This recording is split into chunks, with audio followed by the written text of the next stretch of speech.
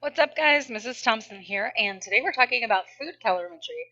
And this is pretty exciting in that we get to do an experiment where we get to burn food and find out how many calories are in it.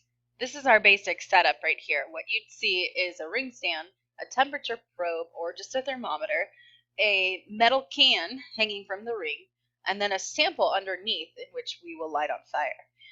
And as it lights on fire, it's going to release its energy to the water that's inside of this can. It actually looks like this. And so here's a picture of a Cheeto burning underneath the can, and the water in the can raises in temperature because it's receiving heat from the burning Cheeto. Here's our example. Calculate the number of calories or kilocals per gram in a potato chip and compare this to the nutrition label. All right, so we're going to draw a picture of the setup. So yes, I would like you to draw this. So I'm going to draw very basic shapes. Here's a square. It represents a can. And so we're going to draw some water in the can using a little squiggly line to show that it's water, even though it's not going to be wavy in there. Of the water inside the can, we're going to take some measurements. One is the initial temperature of that water. It's going to be 25 degrees Celsius in this example. And the other is the volume of water that we're putting inside the can. Then what we'll do is we'll place a potato chip underneath the can. And we need to know the mass of that potato chip. So in this example, our potato chip weighs 1.80 grams. Then we're going to light this potato chip on fire. Yes, I still want you to keep drawing. And as soon as that potato chip lights on fire, then it's burning on its own. Okay, it's releasing heat, and that's what those red arrows represent. They represent heat being released from the potato chip to the water. All right, and so we let this sit, we let it burn, and what we find is later we take some new measurements. So what's happening to the water inside the can? That's what we're going to draw a picture of after the potato chip is burnt to a crisp. So the final temperature of water inside the can we measure is 65.0 degrees Celsius. And the mass of the chip is now only 0.15 grams. So that's what's left over. We want to find out how much of that chip actually burnt. How much of it is completely gone. How much of it turned into something else and then left as energy into our water. Okay, so to do that, we're just going to take the difference in the chip's mass before and the chip's mass afterwards. So 1.80 minus 0.15 grams gives me 1.65 grams that were burnt. A couple things to note in terms of energy and where energy is going. Yes, we have to activate is what we call it. We have to start the potato chip on fire, but as soon as you light it, it should burn on its own. And so as it's burning on its own and releasing heat, we call that exothermic. So making note of that, the chip burning is exothermic. Now that energy is going to the water, so the water is increasing in temperature. It's absorbing that energy from the chip, so the water itself is endothermic. So the transfer of energy goes from the chip to the water. All right, I'm going to show you 6 steps. I want you to write the titles of each step. So make sure you write step 1, calculate the heat gained by water. So we're going to do a calculation using Q equals MC delta T. This is for water though. So Q is unknown. We have 150 milliliters of water because we measured that using a graduated cylinder. The density of water is 1 gram per milliliter. The density of water allows us to convert from 150 milliliters to how many grams there are. So if it's 1 gram for every 1 milliliter, then 150 milliliters is just 150 grams. The specific heat we're using is for the water inside of the can. So that's always 4.184 joules per gram degree Celsius. The temperature change, it ends up at 65 degrees and it started out at 25. So we subtract, and that's going to be a difference of 40 degrees Celsius. Notice I have one place past the decimal for sig figs. All right, so there's my given side.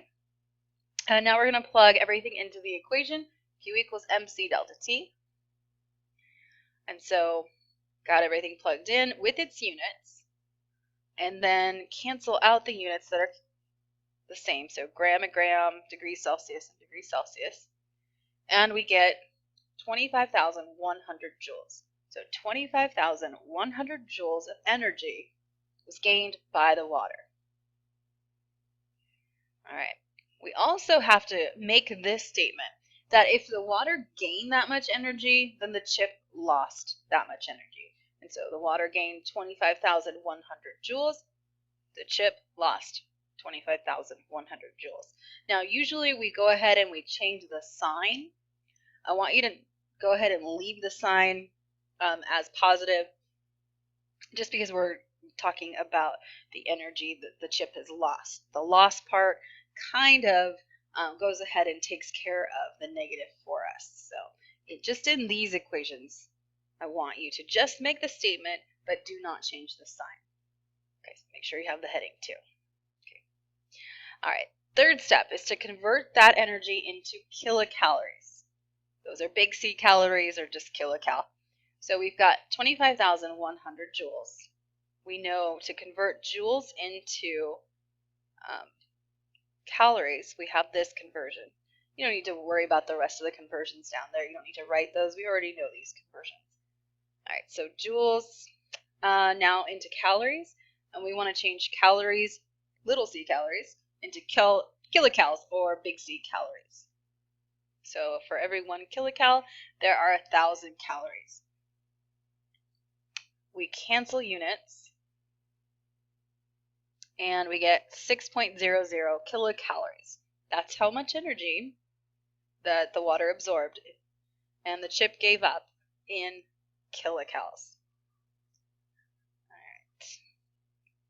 All right. Step 4 of 6, we're going to determine the kilocalories per gram. So all we have to do is take the kilocalories that we found out in step 3, divide it by the grams of the chip that was burnt. So that would have been, so that's the mass of the chip burned. We already figured that out. That is 1.65 grams. Okay. And so that would equal 3.64 kilocalories per gram. Great. So now we have a kilocal per gram in terms of the chip. All right. Step 5 is to go ahead and figure out, well, what does the nutrition label say? We're going to accept that as our theoretical value or accepted value. Okay. So that says kilocalories per gram. Let's read the label here. It says we have 160 big C calories, which are kilocalories, and we have 28 grams in a serving size. So 160 kilocalories divided by 28 grams. So the kilocalories per gram. Let's remember the serving size way up here. That works out to be 5.7 kilocalories per gram. So for every gram of chip you eat, you're eating 5.7 calories. Step 6, calculate the percent error. And what you're doing here is you're trying to see how great or good your experimental setup is. How is your procedure? Should you change your experiment? Well, the equation for that is percent error is equal to experimental minus accepted times 100 over accepted. We've seen this equation before. So experimental was what we got by looking at what's going on with the water in the can. And that was 3.64 kilocalories per gram.